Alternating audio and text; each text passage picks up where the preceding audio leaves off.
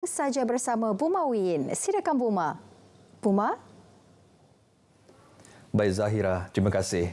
Tapak bangunan Sekolah Menengah Chong Hua nombor 4 Jalan Haji Taha akan dijadikan pusat warisan sejarah bagi memperingati perjuangan memerdekakan negara. Premier Sarawak Datuk Patinggi Tan Sri Abang Johari Tonapeng memberitahu perkara tersebut telah dipersetujui oleh pihak sekolah untuk mengembalikannya kepada kerajaan negeri. Tuan-tuan dan puan-puan. Untuk itu, sekolah tersebut akan mempunyai tapak sekolah yang baharu berikutan tapak yang lama tidak sesuai untuk bangunan sekolah. Beliau memberitahu demikian semasa merasmikan Hikmah Exchange Event Center di Jalan Haji Taha di Kuching malam tadi. Tambah beliau, ia penting untuk menjadikan bangunan tersebut sebagai pusat warisan.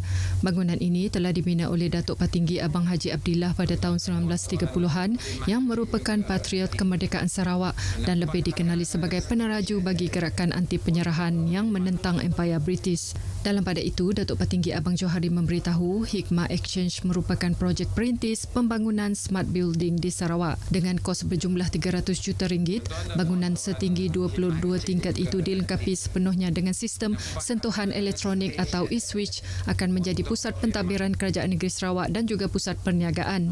Tegasnya, ia selaras dengan objektif kerajaan dalam pelaksanaan program All Kuching Smart Heritage iaitu untuk mewujudkan infrastruktur pintar melalui IT dan teknologi termaju. Saudara, kehadiran ramai pengunjung tempatan dan luar ke Regata Belaga 2023 dilihat sebagai peluang untuk menambah pendapatan melalui pembangunan hotel atau tempat penginapan bagi menampung keperluan penginapan kepada pengunjung.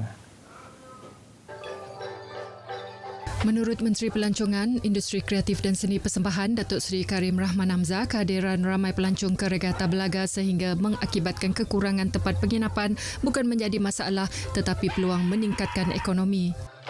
Dan terpulanglah kepada usahawan-usahawan swasta di luar, termasuk dengan rakyat jelata di Belaga ini untuk dapat melihat. Kalau sudah dekat dengan Regata Belaga, kalau rumahnya dapat dibesarkan sikit, buat 2-3 bilik lagi untuk kemungkinan disewa semasa acara Belaga Regata ataupun acara-acara lain dalam apa yang kita panggil homestay, do it. Sekurang-kurangnya kita dapat meningkatkan lagi ekonomi. Datuk Seri Karim berucap mewakili Premier Sarawak merasmikan Regata Belaga 2023 semalam di tebingan Belaga. Regata Belaga bermula 30 Julai lepas dan akan berakhir pada hari ini. Dengan anggaran lebih 50,000 pengunjung dari luar dan dalam datang menyaksikan pelbagai program penuh warna-warni bersempena sambutan 60 tahun Sarawak Merdeka. Sementara itu, menurut Datuk Seri Karim lagi, Belaga merupakan sebuah kawasan yang unik dan penuh dengan warisan budaya, ada tradisi serta makanan yang dapat ditonjolkan sebagai tarikan pelancong. There are lots of people who would love to come down here just to see the lifestyle of the people, taste the cuisine, merasakan masakan-masakannya. Sebab itu jangan kita malu kalau masakan kita itu kita tumbuk dengan lesung daunnya, kita rasa ini malu nak dihidangkan dengan orang luar. No, we should be proud of our cuisine.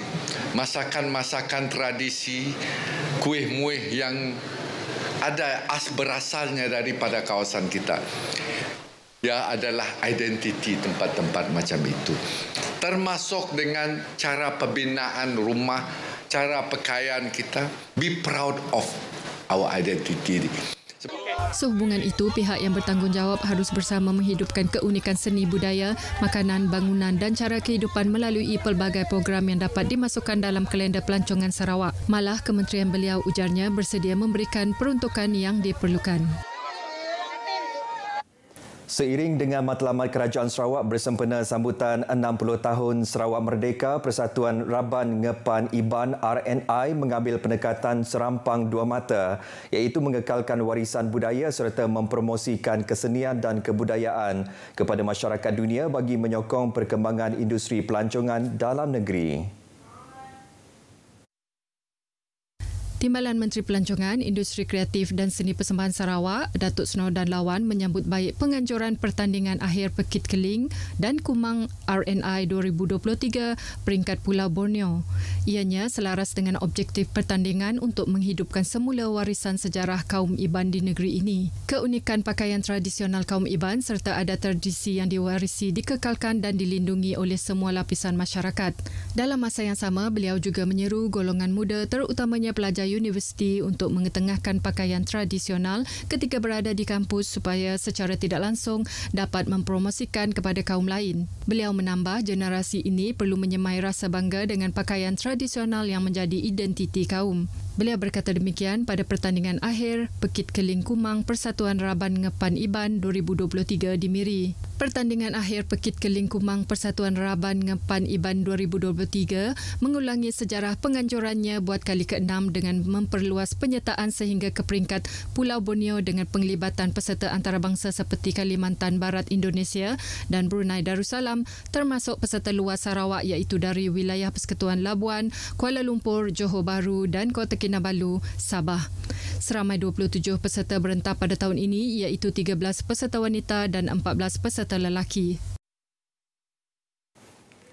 Baik, Gabungan Parti Sarawak GPS mendukung kerajaan perpaduan untuk pembangunan berterusan di wilayah Sarawak. Timbalan Menteri Pengangkutan Dato' Hasbi Habibullah berkata banyak agenda untuk pembangunan negeri demi manfaat rakyat.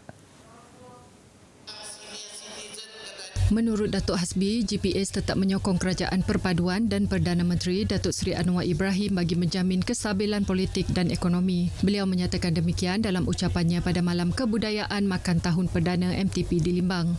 MTP yang memasuki edisi ke-7 penganjurannya merupakan pesta yang sinonim dengan kaum Kedayan menjadi acara tahunan untuk menghimpunkan kaum itu dari seluruh kepulauan Borneo, antaranya dari Sarawak, Sabah, wilayah Persekutuan Labuan dan negara Brunei Darussalam. Mengulas lanjut mengenai MTP, ia menjadi platform untuk menjulang kekayaan budaya kaum Kedayan dan seharusnya dikekalkan oleh generasi baharu anak-anak Kedayan. Beliau turut menyumbang RM30,000 untuk program tersebut.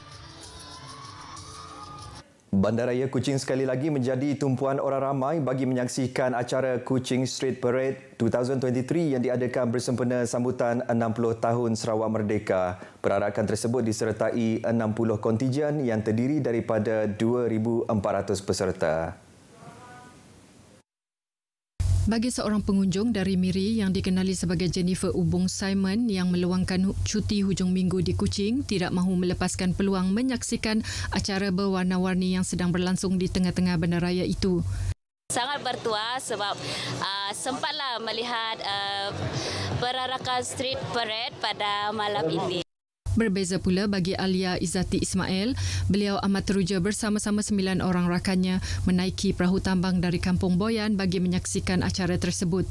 Kau datang ke 7 tengah awal. Siklah awal gila, terpakai tambang. Ambil senang bah. Bagi Bob Ashton pula yang berasal dari Manchester, England dan menetap di Kuching, Sarawak lebih 20 tahun, datang memberi sokongan kepada isterinya yang turut menyertai perarakan tersebut. The people, the food, the atmosphere, it's nice. It's a wonderful place. It's fantastic. Yeah, everybody, the whole of Kuching's here tonight.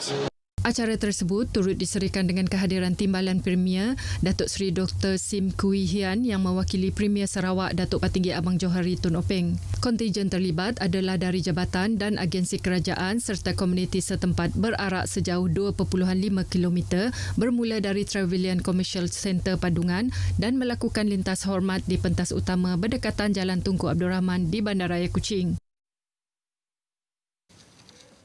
Lebih 100 petinju dari seluruh negara termasuk dari 4 negara luar mengesahkan penyertaan pada Kejohanan Tinju Terbuka Sarawak 2023 edisi kedua yang bakal berlangsung pada 19 hingga 26 Ogos ini di Stadium Tertutup Sri Aman.